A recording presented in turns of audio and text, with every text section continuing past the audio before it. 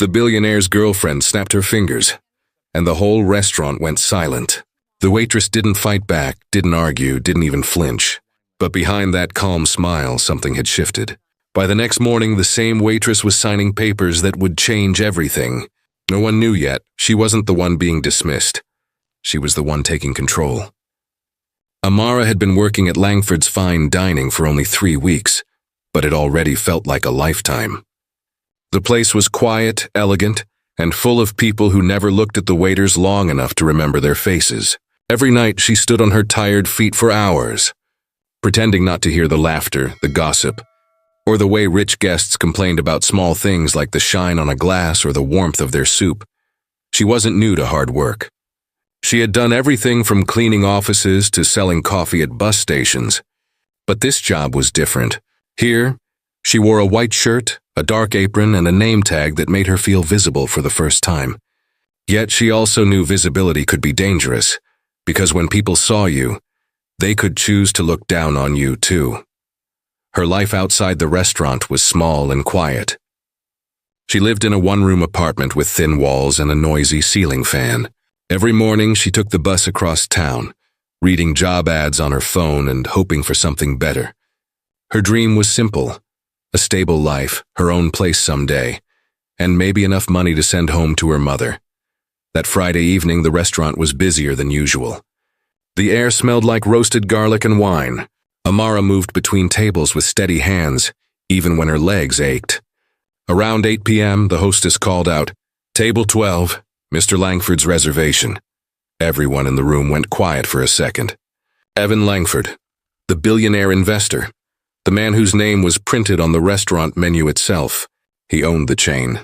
His face was in business magazines, his words quoted like wisdom.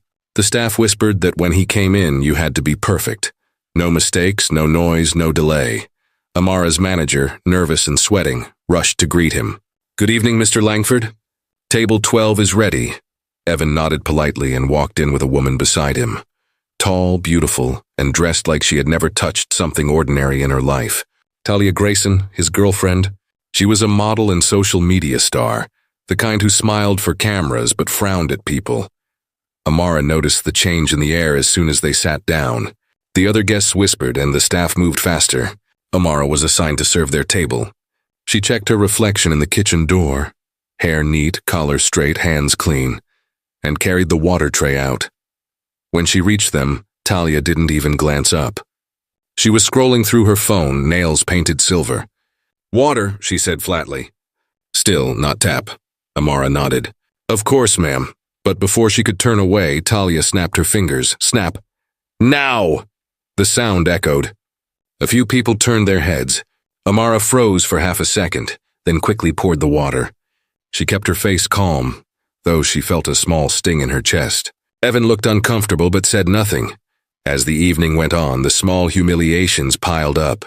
Talia complained that her soup was cold, then too hot, then that Amara's presence made her feel watched. When Amara tried to refill her glass, Talia waved her hand sharply and said, "Don't hover." Amara said softly, "Sorry, ma'am," and stepped back. She tried not to let her voice shake.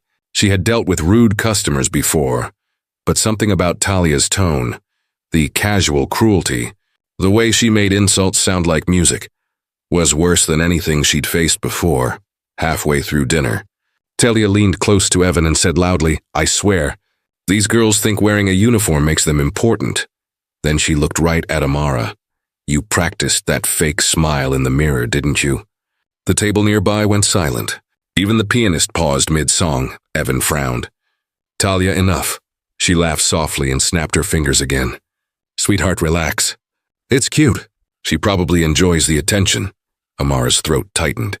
Her hand shook slightly as she placed the dessert on the table. Her cheeks burned, but she didn't let her anger show. Instead, she stood a little taller and said calmly, "Enjoy your evening." Then she walked away. In the kitchen, the other waiters looked at her with quiet sympathy. No one said anything, but everyone knew. Talia had gone too far. Amara washed her hands slowly, staring at the sink. She felt her heart racing, not from shame this time, but from resolve. Something inside her had changed. She didn't know what she would do yet, but she knew this. She would not stay small forever. Outside, laughter continued, glasses clinked, and music played. But Amara no longer heard it. She only heard her own heartbeat steady and strong as she whispered to herself, "One day, this will not be my place." She didn't know how true those words would become, or how soon. The next morning, Amara woke up before sunrise. The fan rattled above her bed, and a weak light slipped through the thin curtain. She lay there for a moment, staring at the ceiling, replaying last night's scene in her head. Every sound came back clearly: the laughter, the snap of Talia's fingers, the quiet shame that had filled her chest like smoke. She should have cried, but she didn't. Instead, she felt strangely calm, as if her mind had already made peace with something she couldn't yet name. She dressed quietly, buttoned her white shirt, tied her hair into a neat bun, and checked her shoes. They were old but clean. Then she looked at herself in the mirror, smiled faintly, and said under her breath, "One more day." When she reached the restaurant, something was different. People whispered as she passed. The air felt heavy, almost watchful. Her friend Mira, another waitress, hurried over and whispered, "Amara, the manager's been looking for you. He got a call from corporate this morning. They said it's urgent." Amara blinked. "Did they say why?" Mira shook her head. "No, but everyone thinks it's about last night." Talia complained, maybe. "You should have seen the manager's face. He looks terrified." Amara didn't answer. She hung her bag in the staff room and straightened her apron. Inside, she could feel a tightness in her chest, but outside she looked steady, almost peaceful. She had learned long ago that panic never helped. People expected workers like her to cry, beg, explain, but she would do none of that. At exactly 9 o'clock, the manager called her name. "Amara, can you come to the office, please?" When she walked in, 2 men in suits were standing beside the desk. They looked official, cold and serious. One held a large envelope with a gold seal on it. The manager avoided her eyes. One of the men said, "Miss Amara D'Souza." "Yes," she replied quietly. He held out the envelope. "We're here on behalf of Langford Enterprises. You are requested to sign these papers immediately." The manager cleared his throat. "I'm sorry, Amara. It's out of my hands." For a moment, the room felt very small. She could hear the hum of the ceiling fan, the faint clinking of dishes outside, even her own heartbeat. She looked at the envelope, then at the men. "May I read it first?" she asked. "Of course," one replied. She opened it slowly and scanned the first few pages. The words blurred a little, but she caught a few: transfer, signature, effective immediately. She kept her face still. Everyone in the room watched her, expecting tears or confusion. Instead, she picked up the pen on the table, signed her name neatly at the bottom, and handed it back. "Thank you," she said. The men nodded, gathered their papers, and left. The manager sighed, rubbing his temples. "I'm sorry, Amara, you've been good here." "Really good." "It's okay, sir," she said softly. "Thank you for the chance." Then she walked out of the office, her steps calm, her posture straight. But the moment she left, the whispering began again. "She's fired. Talia must have complained. I knew it. No one talks back to those people and keeps their job." Mira caught up to her near the coffee station. "Amara, what did they say?" "Are you okay?" "I'm fine," Amara replied, smiling faintly. "Don't worry," but inside she was thinking. The papers hadn't looked like normal termination papers. There had been too many pages, too many sections that didn't match what she'd seen other employees sign when they were fired. Something about it didn't feel right. Still, she said nothing. She finished her shift quietly, helping a new waiter learn the tray balance, fixing a misprinted bill, checking on guests with her usual politeness. By noon, everyone had accepted that she was gone. The manager even started looking for a replacement. Amara didn't correct them. She just kept doing her work until the end of the lunch rush. Then at 1 o'clock, the front door opened, and silence fell across the restaurant. A black SUV had stopped outside, and through the glass doors everyone saw Evan Langford stepping out alone. No security, no assistant, no Talia. He looked serious, tired, and distant. The hostess stuttered when she tried to greet him, but he didn't respond. He walked straight past the tables, past the bar, until he stopped right in front of Amara, who was wiping a table near the window. "Miss D'Souza," he said quietly. "May we speak privately?" The room went completely still. Even the music seemed to fade. Amara nodded once and followed him toward the office. People stared as the door closed behind them. Inside, Evan exhaled, his shoulders dropping slightly. For a moment, neither spoke. Then he said, "I owe you an apology." Amara stayed silent, her hands folded neatly in front of her. "What happened last night," he continued, "was wrong. Deeply wrong. I saw it and I did nothing. I should have stopped her." Amara looked at him, her expression calm. "You don't have to explain, sir." "I think I do." He opened the briefcase he was carrying and took out a few folders. "You see, Talia crossed a line. Not just with you, but with what she's become. She treats people as decorations, props. I realized last night that I can't keep building my life or my business around that kind of behavior." He paused, choosing his words carefully. "The papers you signed this morning, they weren't termination papers." Amara frowned slightly. "They weren't?" He shook his head. "They were transfer papers. You've been moved to Langford Estates, one of our headquarters. Starting today, you'll be the operations supervisor there. You'll oversee restaurant coordination, staff training, and client management. I've been looking for someone who's steady under pressure. Last night I saw that person." For a moment, Amara didn't move. The words felt unreal, like they belonged to someone else's story. She blinked slowly. "You saw what happened?" Evan nodded. "All of it. I was ashamed, to be honest. I let it happen because I didn't want to make a scene. But silence can hurt more than words. I can't undo last night, but I can make something right today." He pushed the folder toward her. Inside were ID forms, a contract, and an appointment letter with her name printed neatly at the top. Her hands trembled slightly as she touched the paper. She looked up at him, eyes searching his face. "Why me?" "Because," he said, "you didn't lose your grace even when you were insulted. Most people, even powerful ones, can't do that. You reminded me of something I used to respect, dignity." There was a long pause. The office was quiet except for the faint hum of traffic outside. Finally, Amara gave a small smile. "Then I suppose I'm not the one who got terminated today." Evan's lips curved into a faint smile, too. "No," he said, pulling out another envelope and sliding it across the table. "That would be Talia." Amara hesitated before opening it. Inside was a printed memo titled Termination of Partnership. Talia Grayson. She looked up slowly. Evan spoke softly. "She'll find another brand to use for her photos. I, on the other hand, need people I can trust. I hope you'll accept the position." Amara nodded. "I will, sir." He stood, straightened his tie, and said quietly, "Good. Then I'll see you Monday at the estate's office." He offered a hand. She shook it firmly. For the first time, she realized his handshake wasn't the handshake of a billionaire. It was just a human one. When they stepped back into the main hall, every eye turned to them. The manager looked confused, the staff silent. Evan glanced at him and said, "I'll be taking Miss D'Souza off your roster. She's been promoted." Effective immediately. The manager's jaw dropped. "Promoted?" Evan gave a short nod, then turned to leave. Send her final paperwork to HR. The moment the door closed behind him, whispers erupted again, but this time they sounded different. Shock, disbelief, and a touch of admiration filled the room. Mira ran to Amara. "Amara!" What just happened?" He said, "Promoted?" Amara smiled softly. "Yes, it looks like I'll be working somewhere else now." The manager came forward, still stunned. I don't understand. You're leaving us?" Amara nodded politely. "Yes, sir. But thank you for everything I learned here." She returned her apron, cleaned her last table, and gathered her things from the locker.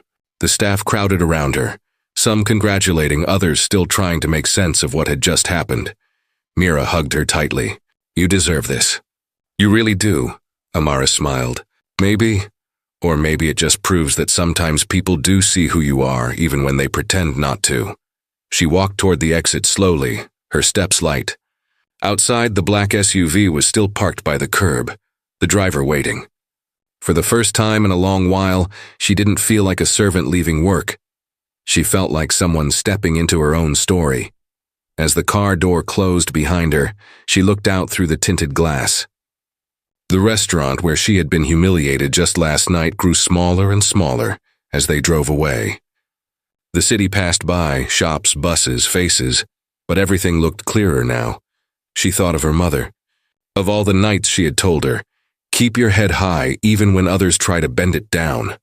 Maybe this was what she meant. Amara leaned back and closed her eyes. She wasn't thinking about revenge or victory. She was thinking about peace, the quiet kind that comes when you finally know your worth.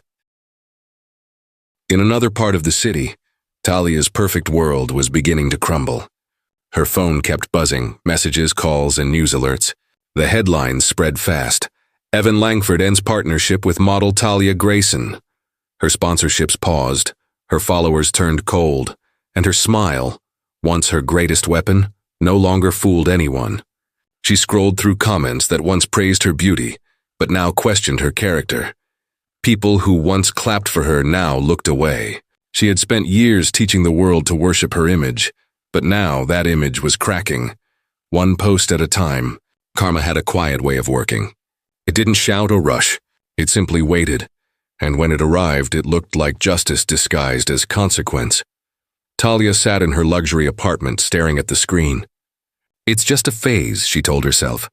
But deep down she knew, this time, no amount of charm could fix what arrogance had broken. Meanwhile, Amara's world was changing too, but differently. Not with fame or noise, but with peace. Her life was still simple, her apartment still small, but her heart was light. She had no anger left for Talia, no bitterness, just understanding. People had always told Amara that power belonged to the loud, the bold, the rich. But now she knew the truth.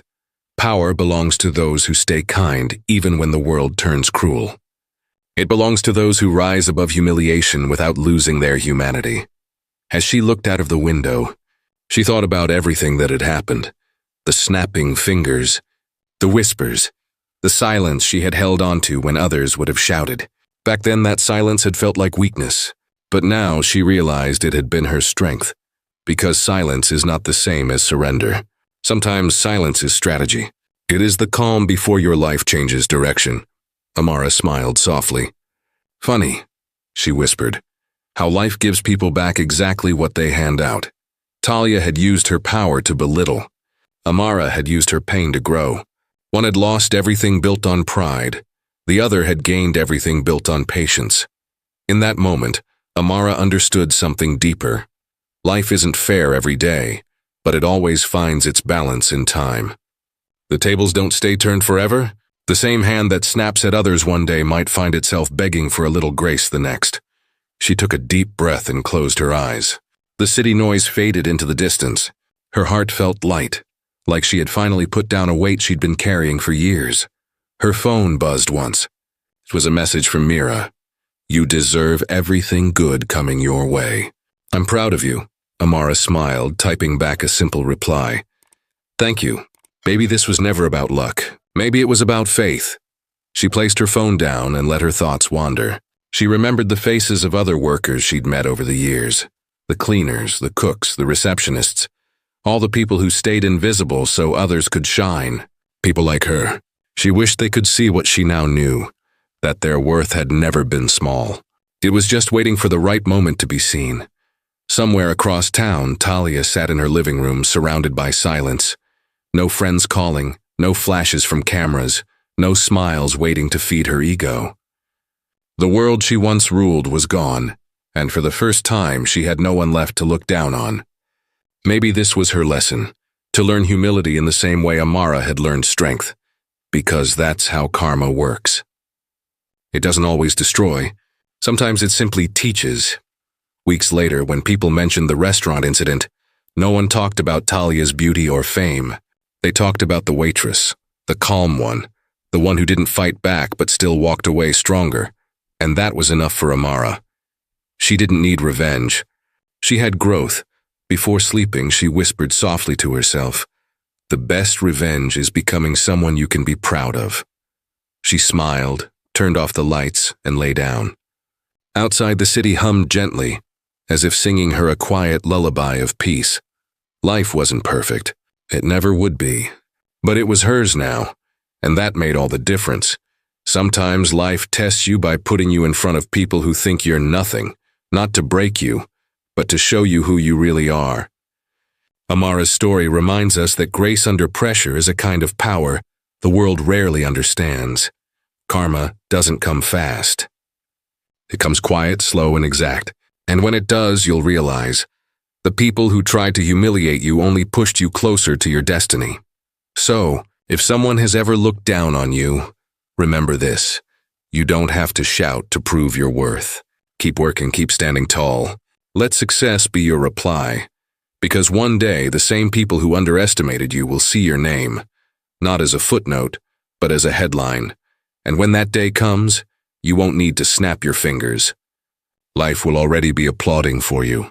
Have you ever faced something like Amara did, staying silent when someone tried to humiliate you? What did you learn from it? If this story touched your heart, don't forget to like, share, and comment your thoughts below. Tell me, where are you watching from tonight?